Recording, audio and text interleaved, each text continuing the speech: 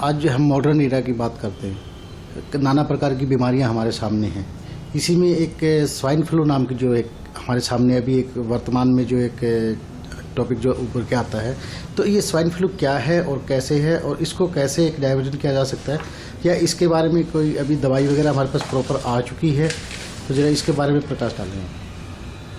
देखो, swine flu जो है वो स्वाइन इन्फ्लुएंजा एक सांस की बीमारी है और नॉर्मली ये बीमारी जो है वो H1N1 नाम के वायरस से होती है, जो इन्फ्लुएंजा ए का टाइप वायरस है।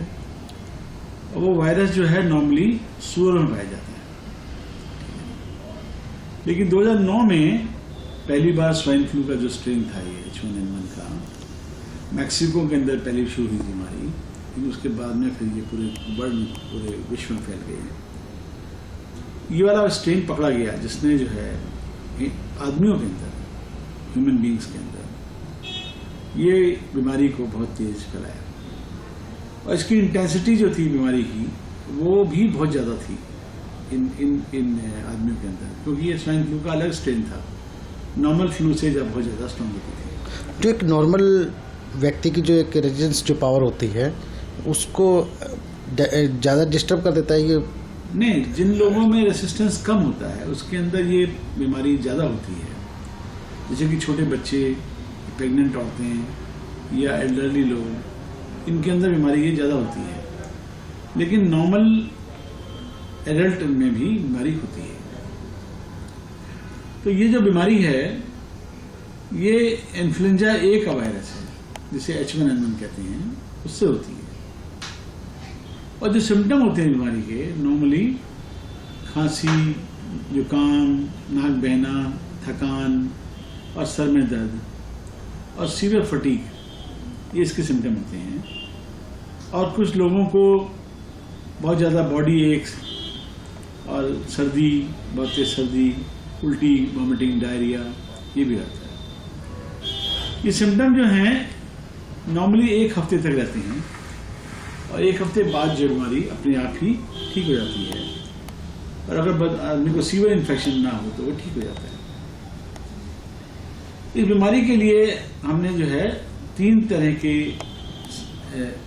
मतलब सिंड्रोम नोट किए हैं। कुछ लोग जिनके अंदर अनकॉम्प्लिकेटेड माइल्ड इन्फेक्शन होता है, कुछ लोगों में सीवियर इन्फेक्शन होता है और कुछ लोगों में प्रोग्रेसिव इन्फेक्शन होता है। जो माइल्ड इन्फेक्शन होता है, 3 स्टेज पे ये बीमारी को 3 तरह से प्रेजेंट करती है। उसको अब जो महसूस किया है और आपने इसको 3 तरह से इसको लिया है, 3 तरह से प्रेजेंट करती है। कुछ लोगों में ये माइल्ड इन्फेक्शन आती है, कुछ लोगों में सीवियर इन्फेक्शन आता है, कुछ लोगों में प्रोग्रेसिव इन्फेक्शन आता है। जी, जिनके अंदर प्रोग्रेसिव इन्फेक्शन आता है उन लोगों के अंदर ये डेडली भी हो सकती है, जान भी ले लेती है, सांस फूलने पे वेंटिलेटर की जरूरत पड़ जाती है और 10% लोग जो है उसके अंदर मौत भी जाती है।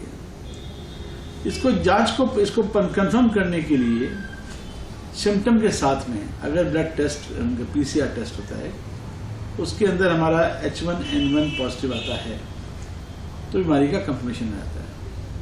ये हम एक ब्लड टेस्ट से जांच कर सकते हैं इसको और उससे हमारी कंफर्मेशन आती है। ट्रीटमेंट जो है इस बीमारी का बहुत आसान है, वो है वैक्सीन। अगर वैक्सीन लगा ली जाए तो इस बीमारी से आपको निजात पाई जा सकती है। वैक्सीन आजकल ट्राइवेलेंट वैक्सीन आ गई है, जिसके अंतर्गत जो है हम H1N1 से आदमी को बचा सकते हैं।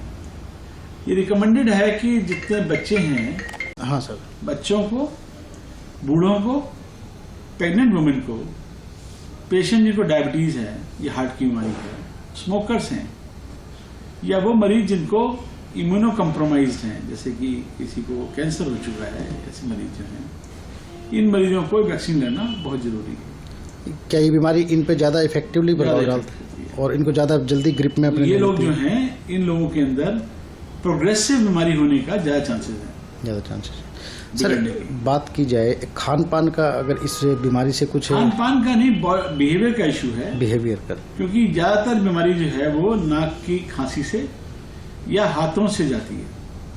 तो बार बार हाथ धोना एक बीमारी को बचाने के लिए बहुत जरूरी है। यानी कि स्वच्छता का इसके हाथ धोना, हाथ धोने से इन्फेक्शन फेस को धोने से हम बीमारी को बचा सकते हैं।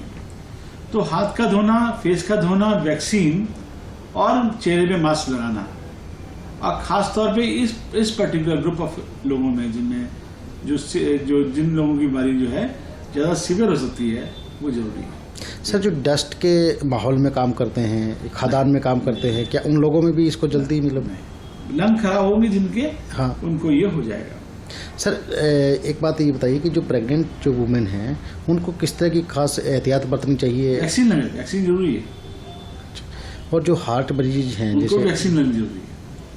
और एक जो एज ग्रुप है, क्या इसका भी कुछ कहा ना, छोटे बच्चे और बड़े उम्र के लोगों में वैक्सीन लगनी जरूरी है। वैक्सीन लगने का क्या मतलब कैसे पता किया जाए कि इसको? कुछ नहीं है, वैक्सीन आती है एक प्रॉपर जैसे रूटीन में जो चेकअप होता है, इंजेक्शन आता है, इंजेक्शन लगेगा। आप वो इंजेक्शन लगता है, सरकारी इंजेक्शन है, और वो लगता है सबको, और उसको हम लगा रहे हैं आजकल संजीवन हॉस्पिटल में। आजकल कैंप लगा रखा है हमने। अच्छा, वो लगाते हैं। और जो है, अगर किसी को बीमारी के लक्षण आ गए हैं और आपको लगता है H1N1 है, तो फौरन ही दवाइयाँ कुछ आ गई हैं।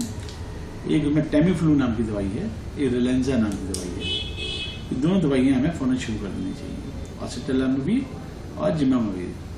सर क्या जो लोग बीमार हैं उन लोगों के लिए स्वाइन फ्लू बहुत खतरनाक है। बीमार पेशेंट पे स्वाइन फ्लू बहुत खतरनाक तरीके से अटैक करेगा। और सबसे खतरनाक बात यह है कि आज के दिन, पिछले कुछ दिनों में स्वाइन फ्लू का इंसिडेंस जो है वो एकदम मल्टीफोल्ड बढ़ गया है।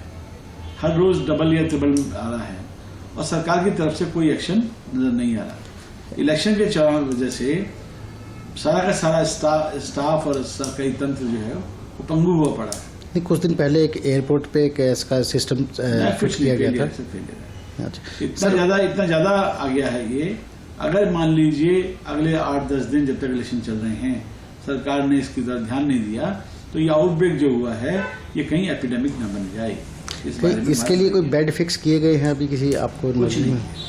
और सर बिल्कुल पंगु है इस समय। सर एक बात और की जाए कि नेशनल लेवल पे और अपने जो कैपिटल लेवल पे बात की जाए तो क्या कुछ इसका ग्रोथ अभी पिछले 3 मंथ्स में बहुत तेज बढ़ेगा।